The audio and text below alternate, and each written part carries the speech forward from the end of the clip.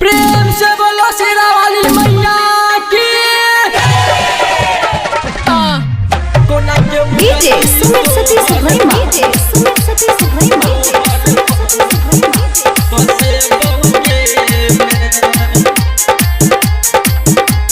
Recording by R music.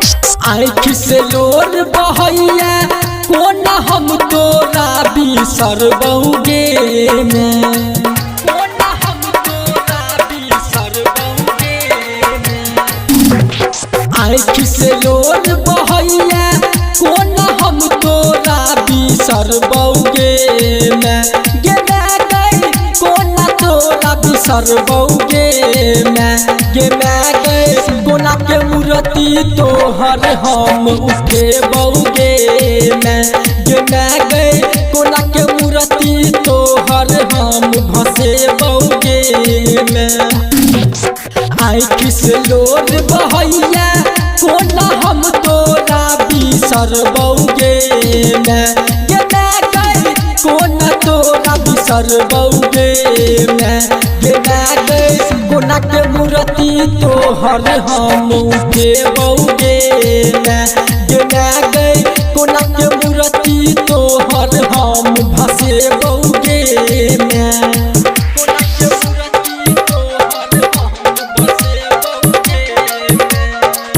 बोलो दुर्गा मैया DJ Sumit Satish Verma, Sumit Satish Verma,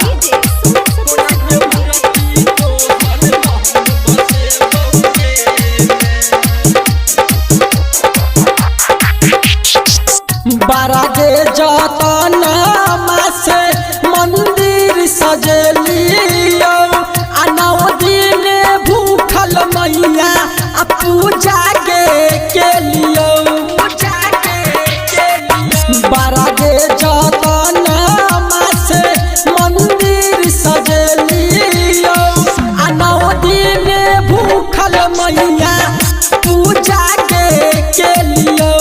सांस टूटा तो टूटा लेकिन तोरा नहीं हम भूलेबौगे मैं, गे मैं गई तोरा नहीं हम भूलेबौगे मैं, गे मैं गई कोना के मूर्ति तोहर हम उठेबौगे मैं, गे मैं गई कोना के मूर्ति तोहर हम भसेबौगे मैं।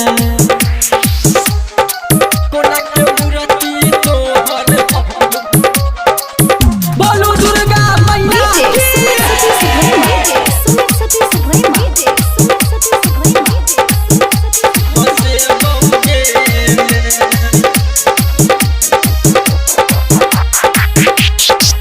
प्रीतम प्रेमी राजा राइटर कहै छौ, आ कोना के तोहर हम भी दाई गे करबौ।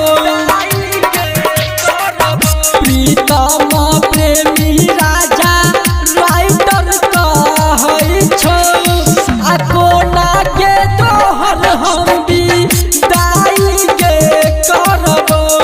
जग छूटा तो छूटा लेकिन तोरा नहीं हम छोड़बौगे मैं, गे मैं गई तोरा नहीं हम छोड़बौगे मैं, गे मैं गई कोना के मूर्ति तोहर हम उठेबौगे मैं, गे मैं गई कोना के मूर्ति तोहर हम भसेबौगे।